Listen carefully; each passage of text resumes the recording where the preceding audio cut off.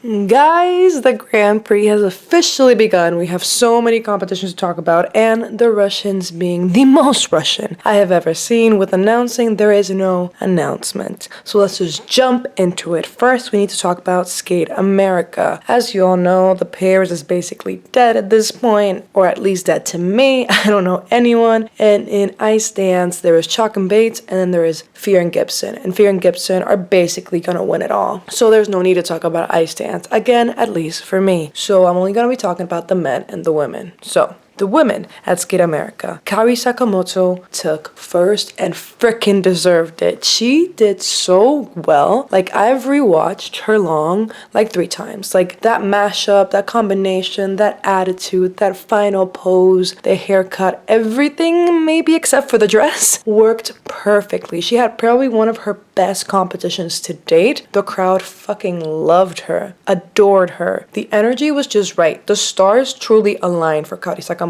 and she was destined to take first place. Now, the person that maybe the judges and US figure skating wanted to take first place was the young ingenue that is Isabel Levito. She is the main girl for the US, and she walked away with a silver medal. And they definitely wanted her to win, given by the astronomical scores that she got. There's been a lot of discourse about the fact that she probably didn't deserve such high scores. I mean, even she didn't believe she got those high scores. Just look at her freaking face. She was like, oh wow, did I really do that? I guess I did that. And they still gave it to her, and I'm not surprised because they are really pushing for the one lady they got. And you know what? I can't blame them. And at least they did it in the correct manner, which is that Kaori Sakamoto would have won. Had they put her above her, then we would have had a problem. Then we would have had to fight. But Isabel was not a perfect performance in neither the short nor the long. She had fumbles, she had wobbles, her jumps are probably under-rotated in most, and she is slow. So this is not to like pile on Isabel, but if you're going to be the one hope and glimmer for US figure skating, you need to do better because they are willing to give you the push, but you have to be perfect in order to take the win. But honestly, for her to take the win in this competition, Kaori Sakamoto would have had to fail astronomically, and she did not. She freaking brought it all. So it ended up being the way that God intended. Kaori first, Isabel second. And then the real story of the evening, in third place, my one and only second love of my life, Amber Glenn. If you're watching this right now for whatever reason, girl, you ate. That is all I can say. You looked amazing. Your hair looked good. Your body looked freaking great. She walked away with bronze at this competition, and she was so elated, so happy. Honestly, I can't remember the last time she was even on the podium at such a high-profile international competition like this. And you know, they often say that the happiest person on the podium is bronze, and I think this time it definitely shows because Amber was so excited, and you know what? She deserved it. She truly gave a performance of a lifetime, especially in the short, which I am completely obsessed with, all the way to outfit, because whatever the hell that is, the black veins eating her up is like she's becoming Venom. She's like mid-transformation into Venom. I am obsessed because this is what I wanted for her for so long. I wanted her to get a program that showcased her amazing charisma, her strength, her edge as a skater, because that is what has made her probably the biggest skater on TikTok, because she has just so much oozing charisma, and I feel like just didn't translate into her mopey sad programs. And this one finally gives us the performer that is Amber Glenn on the ice, and I couldn't be happier. Finally, shout out to 2 other skaters, Hay and Lee, who ended up 4th and in my opinion had probably the most beautiful dresses of the entire competition. And then definitely shout out to Gracie Gold, who after Kaori was definitely a crowd favorite, at least this crowd's favorite, and had an amazing outing compared to her last competition efforts. She ended up in 6th place, which again is amazing given her last competitions. Then we have the men, and probably as you all saw this coming, Ilya Malinin ended up in 1st place. But you know what? The boy landed one of the most perfect, if not the most perfect to date, quad axel we've ever seen. And so I am not mad that this kid keeps taking medal after medal after medal, gold medal after gold medal after gold medal, because one, I'm low-key starting to like his short program, and especially at this competition, I feel like he performed it with the most charisma, stage presence, and feeling we've ever seen yet from a boy who usually gives us nothing on the choreo, but also he is a kid who is genuinely, like on the history books, revolutionizing the sport and doing what many thought was literally, physically impossible. So I must admit that he deserves this gold medal, especially at a Skate America when he is the one and only superstar in figure skating that the US has to offer right now. In second place, we have Kao Miura, who is the Japanese skater who I believe is replacing Yuma Kageyama's place after he withdrew from the Grand Prix. And Kao is definitely making a splash and making the most of it because he walked away with silver at this event. I have yet to be drawn to him on an emotional level, on a personal level. I don't really know much about him. I've yet to kind of get to know his personality as a skater, but he walked away with silver, so props to you, man. And then in third place, my other baby, all the third place winners are my babies. It is baby June. He ended up in third place, and this, I'm not as happy as my other third place baby because while Amber was amazingly in third place, I am cheering for June to be the star of the season. So bronze medal is really not going to make that happen. I am still cheering. I am still manifesting for him to just start taking first place after first place and become one of the biggest player, if not the biggest player of the season. Although right now he's more of like a dark horse because nobody truly believes he will be the best guy, the best man, but he is definitely in the background and he's ready to take it if he just manages to stay consistent because like he has the reputation and he definitely has the programs this season. Like they're so catchy, they always get the crowd up and going, and they are world class. His ability is there, it's just never really strung together from beginning to end. So I need him to just be consistent and become the international superstar I know he can be. Alright, June, I need you to start working up. We got third place, now I need to get a silver, and then I need to get a gold. I need you to be in contention to be the man of the moment. Now let's talk about Skate Canada. Skate Canada, to me, is the mighty who has fallen. Because Skate Canada used to be, in past years, the most competitive Grand Prix stage. And it has fallen so low, you guys. Like, this event was best described by the phrase, they're good considering what we've seen. It was like we gathered all the people who we have come to know as inconsistent messes, and they were all in a single event. And plainly put, basically the people who won were the ones who fell the least or didn't fall at all. Just the most consistent ones where we're like, here, medal. And I know that explanation in terms of rewarding people, like the people who fell the least or the people who won, that would make sense in the head of someone who doesn't know figure skating. But ideally, we're rewarding the program. But here it truly felt like, wow, everybody's doing so bad in terms of falls and wobbles and everything in between that we're just gonna have to reward people who are doing pretty well. And that's what it was. However, I will say there were some surprises in terms of who was consistent and who wasn't,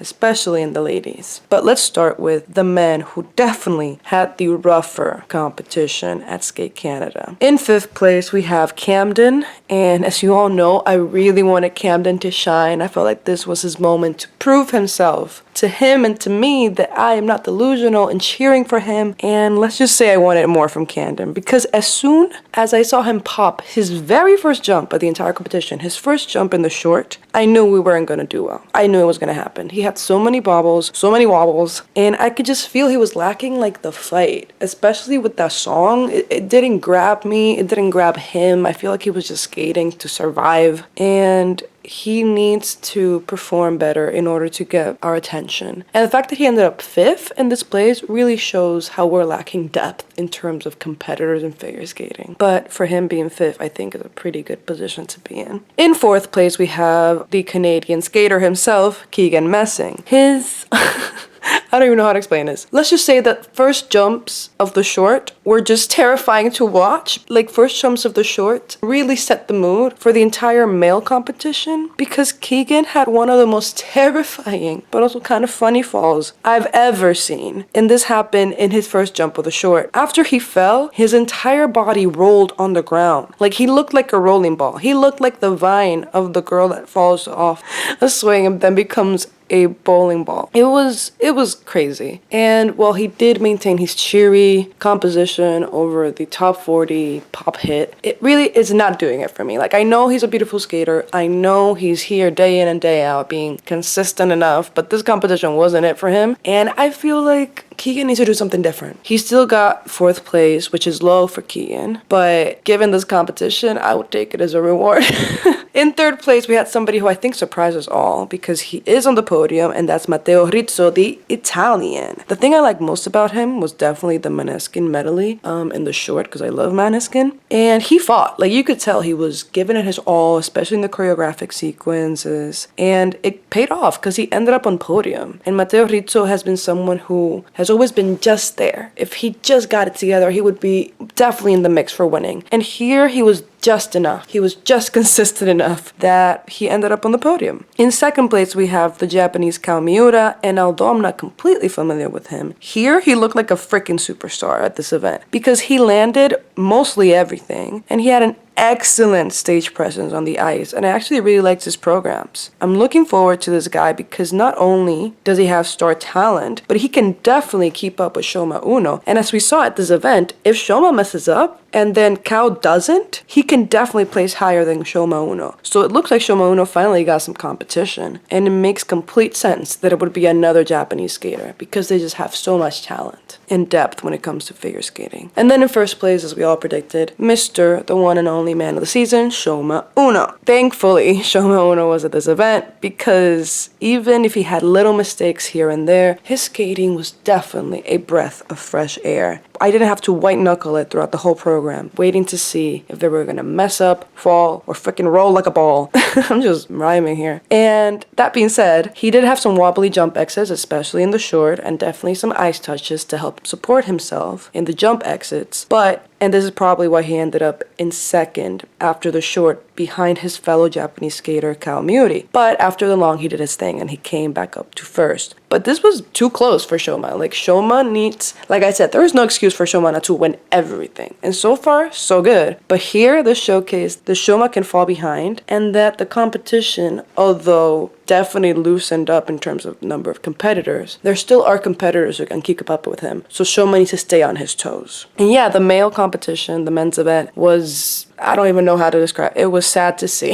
That is the most honest way I can describe it. It was just sad to see. But I'm happy for the people who podiumed, and I'm excited for Shoma. That's all I can say. Moving right on along to the ladies of Skate Canada, and they definitely had a better outing than the men, because I think we can all agree that the men, the gentlemen of Skate Canada, were a hot mess. However, the theme of this competition, which is previously inconsistent skaters now suddenly being consistent and having an amazing performance, definitely followed into the ladies, especially for the ones who landed on the podium. Let's start from the bottom. In 10th place, we had Gabrielle Delman. She is a familiar face who we haven't seen in a while, and she did not have a great outing at this competition, but still somehow did better than I expected. Which to me, this is good, because this allows for the younger, newer talent to get more name recognition and more of a reputation, and that just brings up the sport as a whole. However, it was still nice to see Gabby Delman still out there on the ice. In 9th place, we had Lindsay Thorngren, who is the other young talent from the USA, and therefore is often compared to Isabeau, who, as we saw in Skate America, is definitely being pushed by the Federation along with Ilya Malinin as the next big thing for US figure skating. Lindsay did not have the best short program, but she recovered in the free, where she was wearing probably one of my favorite dresses of the entire competition, but unfortunately this recovery in the free was not enough as she ended up in 9th. However, I will say I do like Lindsay, and I'm really cheering for her to get it together, because having 2 or even 3 young stars in the USA, especially with a rivalry, could very literally bring back US figure skating up from the dead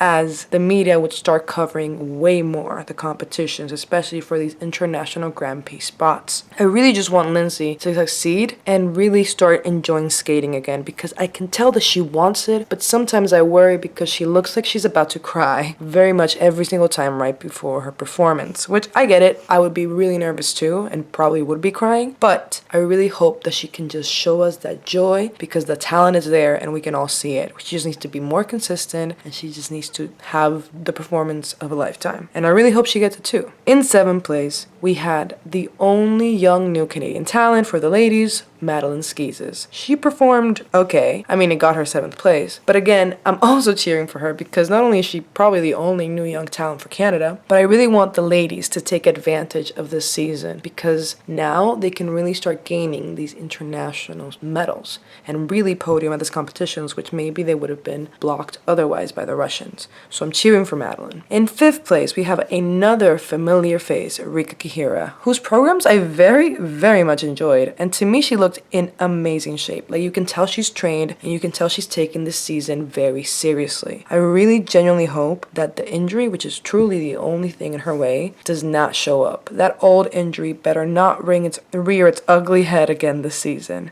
because Rika can truly only go up from here. And she was so close. She was in 5th place. So let's hope. And you know what? I'm manifesting, because I have a feeling she will definitely podium this season. In 4th place, we have the other new young talent for the USA, Ava Siegler. Honestly, to me, my personal opinion, Ava is the next young talent after Isabeau that we need to keep our eyes out for. Ava is another one who we all can agree is known as an inconsistent skater, especially for her jumps. But at this competition, she pulled through and she surprised all of us, taking 4th place. And if she continues like this in the next competition and then gets 3rd place, then she and Isabeau will very literally bring up interest in the USA for figure skating. We just need them to be at the same competition, have good performances, each of them in the short and the long, and we will just let the media do their thing. And I know that's a lot to ask for, but you know what? A girl can dream. In 3rd place, we have the always present Young Yu from Korea, who in this competition also had a great outing. I feel like Young Yu is always in the mix, but never really makes it happen. She's always this close. Like, even here in the free, she really could have easily been in 2nd place, but she missed out a little bit. Anyways, she still walks away with a medal for bronze. And to me, Young Yu is the Korean lady that I'm gonna look out for all season. In 2nd place, we have the moment of the competition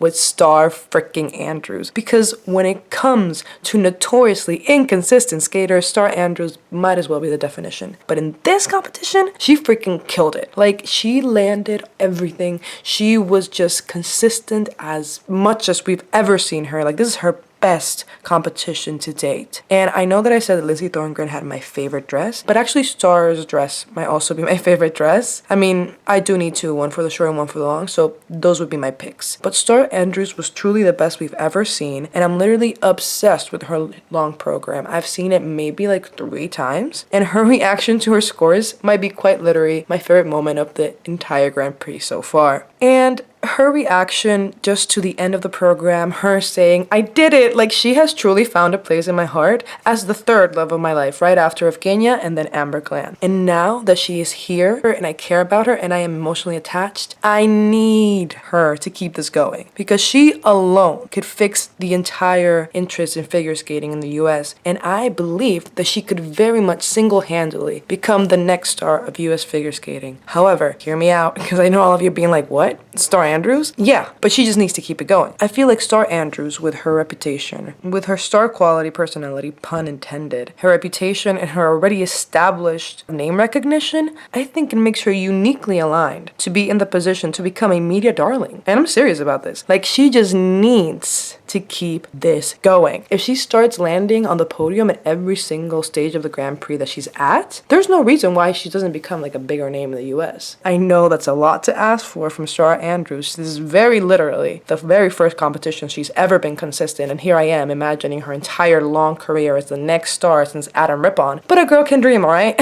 Like, I really do think that Starr Andrews is uniquely positioned for this to happen just to her. Like, she doesn't need a rivalry, she just needs to be put in front of a camera and she will shine. I mean, that reaction to her scores alone could have become a meme, and probably is already on figure skating Twitter, but she just needs to make the jump. I don't know. I am envisioning here a freaking career endorsements influencer style, but she just needs to put in the work. Starr, if you're listening to this, you're watching this, I really see big, great things for you. The problem is that you have to become like an excellent, consistent, always on the podium kind of skater. And that is on you. But everything else, I swear, will follow if you just start landing in every single podium. But yeah, Starr Andrews, you're officially in my heart.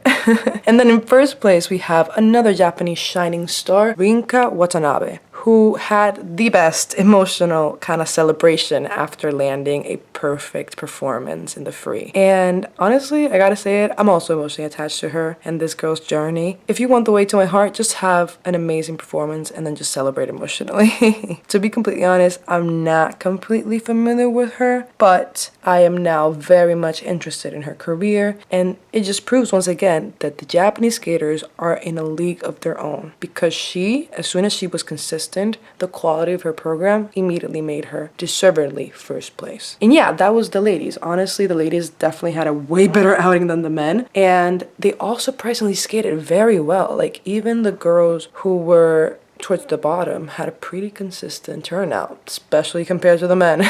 So Skate Canada was messier than usual, but also had bigger surprises in terms of the people we already know, if that makes any sense. And now that we got Skate America out of the way, we definitely have to talk about the Russians, who you would think we would talk about less, since they're not even allowed. They are banned still from competing internationally, but they're still making international headlines because the Russians were supposed to announce, the committee that heard the trial for Kamila Valieva and took the appeal from Kamila, saying that it was a false positive, that it was a mistake, that it was just because she somehow swallowed the burp of her grandfather's heart medication, but somehow got 3 different heart medications. Those same people said that they were going to finally announce the verdict of their investigation, that they were finally going to make an announcement regarding the latest updates of Kamila Valieva's follow-up about this whole case. Let us not forget that this child was no longer a child according to the International Olympic Committee, because she had turned 16 the day she met Putin. Do not forget. Well, they say that she needs to still be treated like the 15-year-old young innocent soul that she was during the Olympics, because she was a protected person during that time. Therefore, they will not make any more public announcements about her verdict. It will all be handled privately. And if you are smashing your palm against your forehead in the biggest face palm of the century,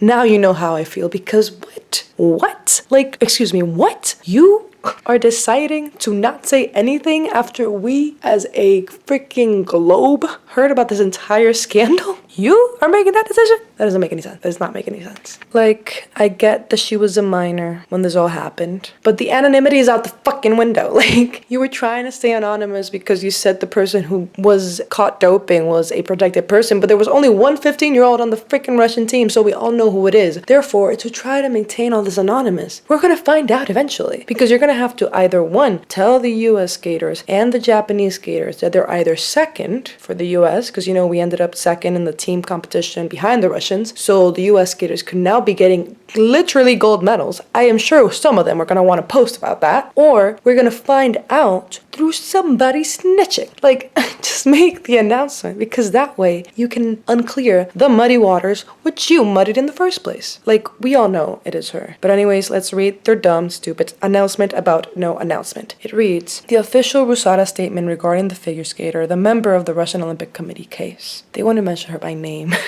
What world are they living in? Anyways, they said, in order to protect the interests of the figure skater, a member of the Russian Olympic Committee team, who is a protected person, Rusada declares that in accordance with paragraph 4.1 of the International Standard of Results Management, all processes and procedures related to the results management, including the charge and the final resolution of the matter, are confidential, strictly following the principles of international and Russian anti-doping standards, as well as taking into account the facts. Sorry, I'm laughing at Russian anti-doping standards.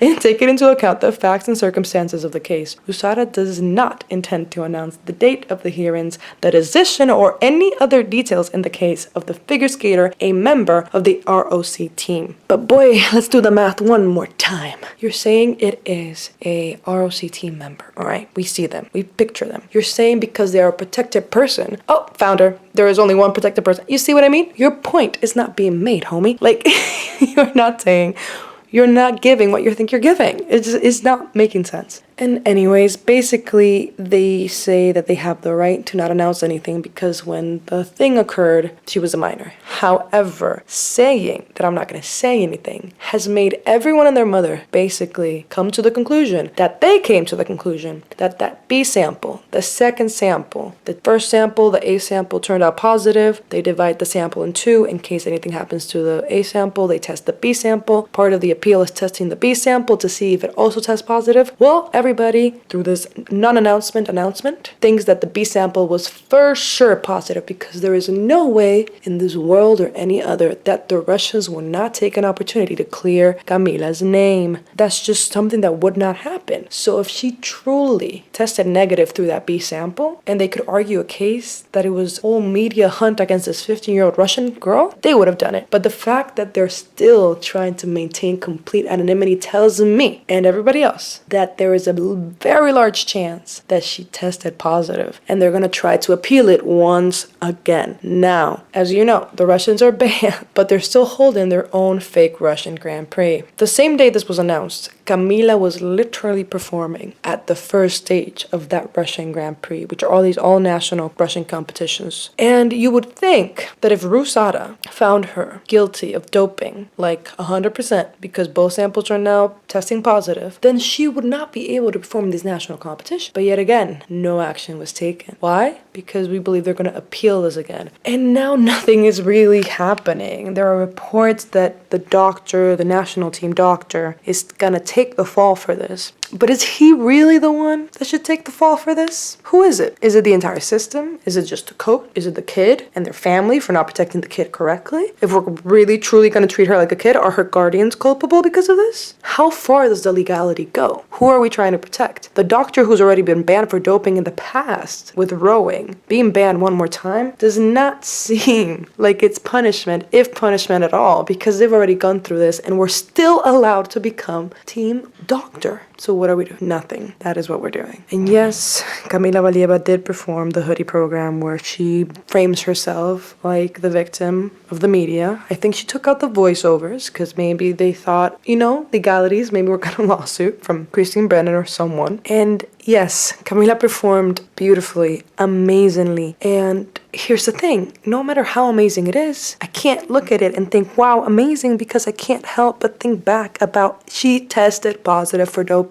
and nothing was done about it. And her innocence has yet to be confirmed and will never be confirmed because of the announcement. So I can't help but wonder what is making that performance so amazing. What could possibly be making that performance so amazing? Because everybody else has fallen by the wayside. Anna, post-knee surgery, has joined Ice Age and will probably not be a competitive skater ever again. Or at least not in these Russian national competition season. Maybe in a season or two. But by then she'll be 20. And as we all know, after 18, literally kneecapped for Anna Shcherbakova. Kostornaya has become a full-fledged influencer. We have yet to see her again, and this is a girl who broke both her arms trying to appease and please a Terry. Trusova switched camps, and we have yet to see or hear from her ever again in terms of her competitive skating. I believe we'll see her again because she is the only one, like Medvedeva, who has the power of will to freaking push through and hold out, even though her body may be breaking apart. People doubt she can even do quads anymore. Then we have Maya Kromik and Daria Sochova. Have you even seen them?